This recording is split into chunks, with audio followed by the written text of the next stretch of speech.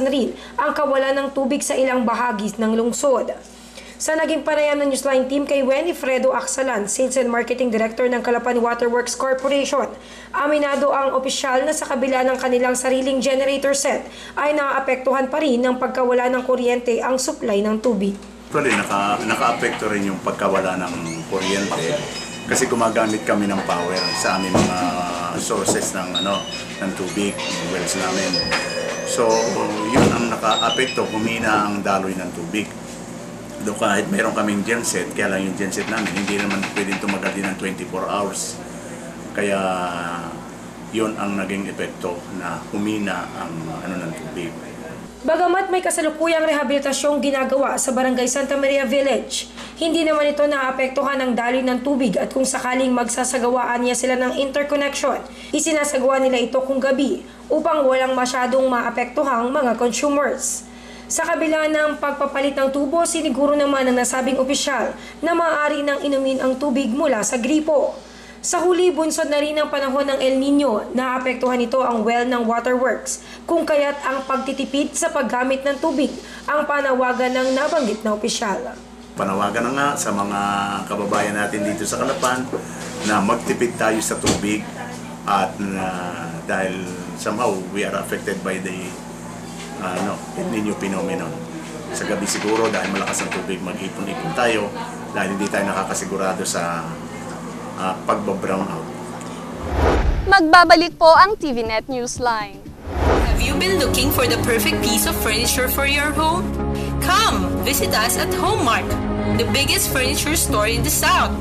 From varieties of beds, sofas, dining tables, cabinets, occasional cabinets, and many, many more. At Homemark, we know the value of furniture, that's why we give the best quality at the lowest price. So why wait? Come and visit us at JP Rizal Street, Barangay Camille Mill. Homemark is truly the mark of your modern home. Magkabahay sa Pamahay, Barsanaga Nauhan, a housing community for Pag-ibig Fund members and private employees. Offers townhouse and duplex units, lot area 62 square meters, floor area 36 square meters. At 375,000 price package, only 2,100 monthly through Pag-ibig. Wide landscaped entrance, guardhouse, perimeter fence, parks and playground, big water tank, cemented roads, electric supply with concrete posts, with nearby commercial area. Model units available at the site for viewing. Pamahay project owner, Westchester Realty Corporation. Marketing manager, RGV Real Estate Center Incorporated. Call 288-2173 or log on to www.rgvcenter.com. Magkabahay sa Pamahay, Barsanaga Nauhan.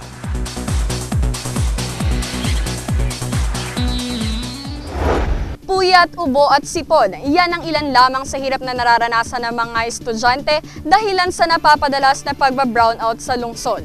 Yan ang hatid na balita ni Shelo Barrios Asidillo.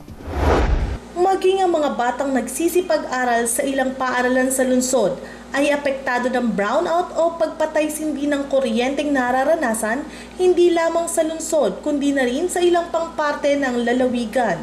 Makikita ang ilang estudyante ay may dala ng mga pamaypay at ang ilan naman ay ang kanilang mga dalang kwaderno na ang ginagamit para maibsan ang init na nararanasan. Hindi na rin nga maiwasan ng ilang kabataang magtanggal na ng suot nilang polo shirt dahilan dito. Aminado naman ang mga guro na apektado ang concentration sa pag-aaral ng mga mag-aaral kapag ganito ang sitwasyon. Hindi nga makapag-concentrate ang mga bata gawa ng sobrang init. Tapos papatay-patay nga ang kuryente natin. Nahihirapan ang mga bata na magtutok sa kanilang pag-aaral.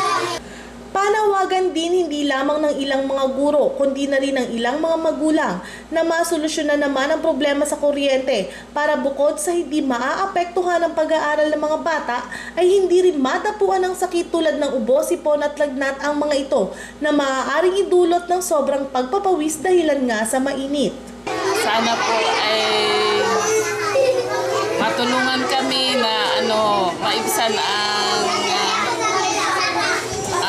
mga bata para sa kagalingan ng mga bata kapanatagan ng kanilang pag-iisip para makapag-concentrate sa pag-aaral. Sana naman gawa naman nila ng paraan na ibig sabihin maging consistent yung supply ng electricity kasi hindi naman sa pagdating naman sa bayaran okay naman ang mga tao. So kumbaga, sana yung support ng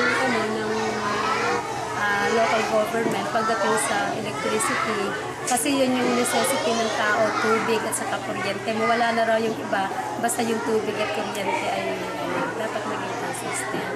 Bukod sa hirap magawa ng assignments o takdang aralin sa gabi kapag walang kuryente, ay hindi rin makatulog ng ayos ang mga mag-aaral na laking perwisyon ang dulot. Ang tanong tuloy ng karamihan, hanggang kailan ba mararanasan ang ganitong sitwasyong nakapagpapahirap sa lahat at kung may konkreto na bang aksyon ang kinauukulan hinggil dito? At yan po ang kabuuan ng mga balitang nakala para sa araw na ito. Para po sa inyong comments or suggestions, mga balita at impormasyon na nais ninyong iparating sa aming programa, tumawag po lamang sa TVNet hotline sa numero bilang 043-288-4240. Ito po ang TVNet Newsline, katotohanan at serbisyo hatid sa mga Mindoreño. Ako po si Jennifer Bermejo. Magandang gabi.